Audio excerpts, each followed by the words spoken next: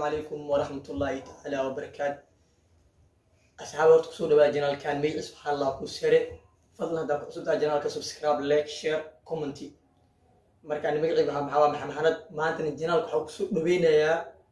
معلم كيا أستاذ محمد عمر أركي ما يعدك ما أنت كسور نبينا جنال كا مركا أستاذ محل أصحاب ترت وأنا كده هاي ما سنت هاي أستاذ حمد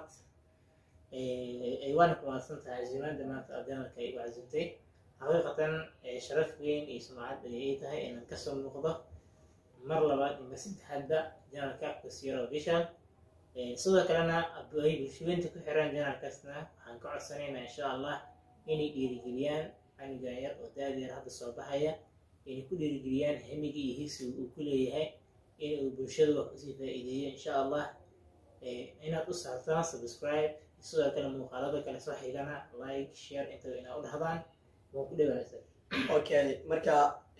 wada waan ila salaam u jeedin marka maxaan taxani wadnaa video kale oo cusub oo arday ah oo 15 sano hal fasal ku jiray marka saas darteed aan ku soo waday marka ina weydiiyo su'aalaas oo macquul galmiya 15 sano marka hada video-weena waa arki doontiin oo bilaw 15 sano ayuu dhiganayay hal class wax isbedel xagga waxbarashada ah ma uusan sameyn waqtiga aadka u dheer oo mar walba wuxuu ahaa ardayga ugu dhibcaha hooseeya classka si aan kala joogsi lahayn ayuu u xaadiraa xiisadaha oo ma ahan arday go'goon badan 2006 ilaa hadda wuxuu fadhiyaa hal class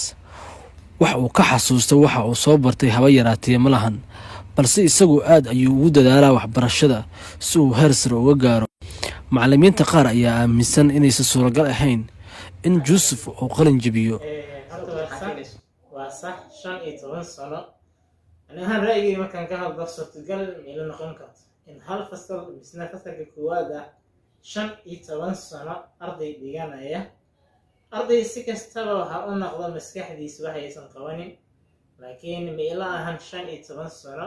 inuu fasal u fadhiyo ima qofka inuu xanuunsan yahay haddii xanuunsan yahay oo maskaxdiisa waxba aysan qaban karaynin markaas waa suurtagal inuu fadhiyo 15 sano iyo ka badan intaba isagoon u rabo ardaydan buugta wata ee wax barana inuu iska raaco sida 15 sano ay ugu gaarto misna wax maskaxdiisa lagu shubay aysan bedelin qofka xanuunsan yahay waa dareemi karaa wax inuusan baran karaynin dadkii isaga isku mar waxbarashada bilaabeen qaarkood waa dhaqaatiir baylotyo abukaatayaal iyo siyaasiyiin sida hadda macallimadan oo kale waxay ka mid ahayd ardada Joseph ay isku class-ka ahaayeen way qalin jabisay haddana waa macallimadiisa maadada xisaabta isagoo dadaal iyo waqti gelinaya waxbarashada sida ayay haddana u suurageli weysay inuu hal galaas ka gudbo waa yaab ardayda isagoo ku fasalka ah waxay ku dhahaan waa damiin madax adag oo aan waxba fahmin qaar waxaa suurtagelina marka ardayga inuu maskaxdu ka xanuunsan yahay sida hadda ardayda kale asaagiisba ay ku dhahayaan ku sheekaysanayaan waa damiin si kasta ha u noqdo sidoo doon damiin ha u noqdo laakiin 15 sano qofka horta qof damiin ah ma jiro unbaa dadaal daro unbaa yarta 15 sano qofka haddii uusan dadaalaynin xitaa markuu arko ardaydii shalay isku fasalka ahaayeen oo horumar fiican sameeyey oo meelo fiican nolosha ka gaara oo horumar ah qaarkood sida warbixinta kusoo tabinayaba wariyahani uu sheegay inay noqdeen dhakhtariin injineero qaar suxufi ay noqdeen qaarna macallimiin ay ku jiraan marka isagana dhiirigelin ay qiiraa geli lahayd kadib uu soo dadaali lahaa markaan isleeyahay waxay tahay hadafkaas in qofkan maskaxda uu ka jiran yahay saafilaan kale waxay dhahaan waxaa tahay duq mar dhowna horgab ayaad noqonaysaa da'da wiilkan yar waxaa lagu sheegay 22 jir balse wuxuu u muuqdaa nin jira 6 sano oo kale marka la 20 sano iyo wajiga hadda uu leeyahay iyo jismiga uu leeyahayna miislaha sababtoo ah dadkan kale waa dadka gaagaaban waxa loo tilmaamay yihiin dhibaat biigo ka Allah dadka aad uga gaagaaban waa cudur kamid ah cudurrada ku dhaca bini'aadamka oo aan dheeraanaynin marka cudurkaas inuu maskaxda u soo gudbay laga yaabaa sidaas awgeed uusan maskaxdiisa wax u gelinaynin fiiriyo jismigiisa iyo dhararkiisa inta ugu badan waqtigiisa waxa uu ku soo qaatay waxbarasho uusan hal eray ka xasuusan Joseph waxa uu qabaa xanuunka ilowsha.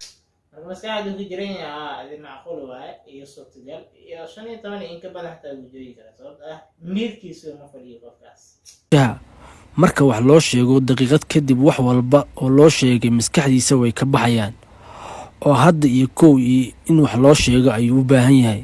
waana sababta keentay in 15 sano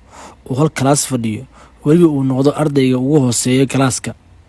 Joseph macallimadiisa waxay hadda ka hor sheegtay inay mar isku kalaas ahaayeen waxna soo wada dhigteen kadib dugsi hoose iyo dugsi dhexe dugsi sare iyo jaamacad intaba way dhammaysay isagoo weli kalaaskii koowaad dhiganaya. haddana waxay u noqotay macallin u dhigay maadada xisaabta. Joseph ardayda waxay ugu wacaan old man ama ninka weyn,